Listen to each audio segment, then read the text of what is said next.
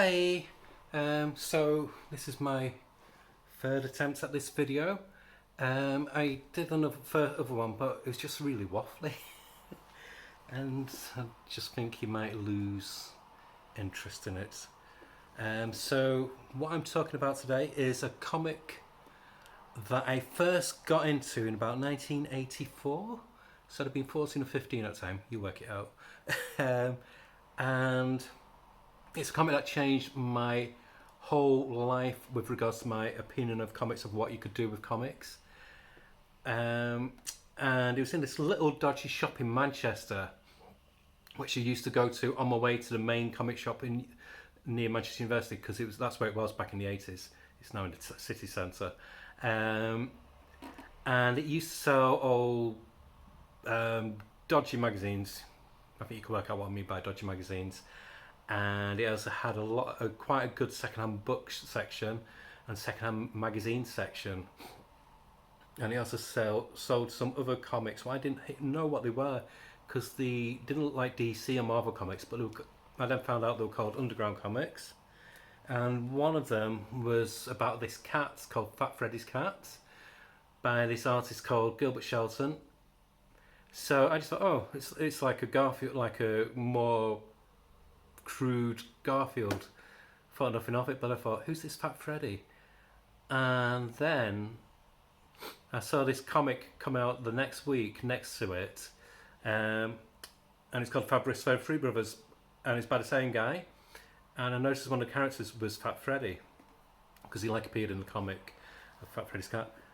And so that's my first exposure to the Fabulous Furry Brothers by Gilbert Shelton, and that changed my whole way of what I thought you could do with comics. I was from a very religious background. I was a good little Christian person. Hey, see, miracles can happen. So it was a comic I had to hide under my bed. Other people hid porn under the bed. I hid my underground comics under my bed, because I'd never been exposed to drug culture, to counterculture, and I fucking loved it. It was like the forbidden fruits. It was everything that I knew I wasn't allowed to read about or experience, and it made it much more tempting. And the thing that got it was funny. I mean, and it wasn't just funny, the art was amazing. I mean,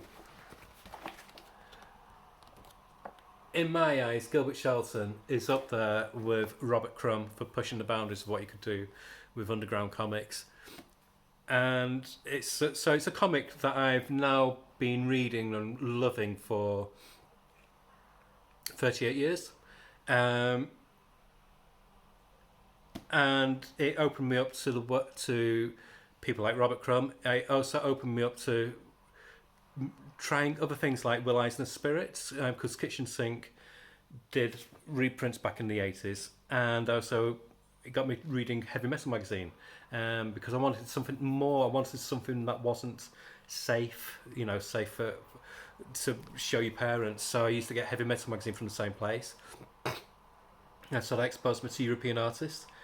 And then I, again, once to push the barriers more, it got me intrigued about magazines like Escape magazine, and Raw. So with Escape magazine, that's where I first got exposed to Eddie Campbell, who of course went on to do From Hell, and with Raw, Art Spiegelman and Mouse. So it was this wonderful, silly, stupid, fantastic series, The Freak Brothers, that was the catalyst for me not just being a superhero or a Marvel or DC fan. It made me realise that there's much more to it. So from there, I've embraced the works of Mobius. I've embraced the works of Richard Coburn, Robert Crumb, Daniel Klaus, the Hernandez brothers, Brian Talbot with Luther Arkwright.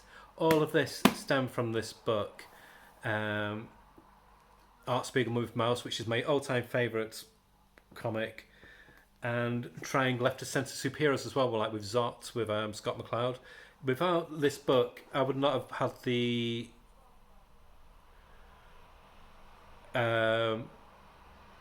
the gumption to take a risk and try other stuff.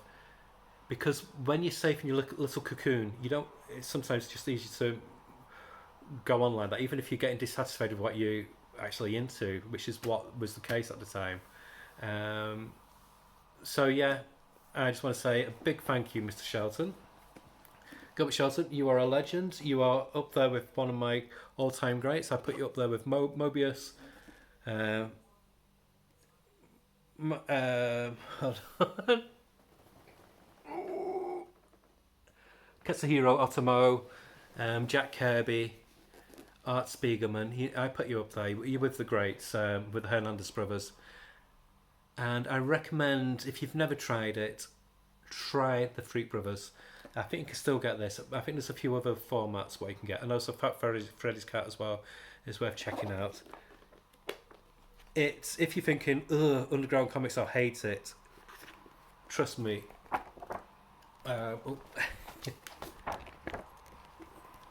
It's very, very, very accessible. If you like British comedy like The Young Ones, if you like stuff like It's Always Sunny in Philadelphia, if you like that style of humour, you will love this. It is the most accessible comic for a non-comic reader, I think, you can actually get, because it's just out and out silliness. It's good-natured humour. It's a book about three idiots just wanted to get a stash, and that's it. And that's what makes it so perfect. It is timeless. Some of these strips from the mid '60s.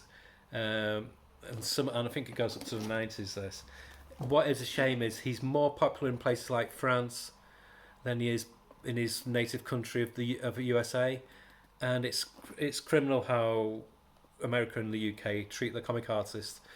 They should be put on pedestals because they're giving as much entertainment as any actor or film director or musician gives, and I can only do my little bit and just shout their praises and just say, please buy, please try, you'll like it.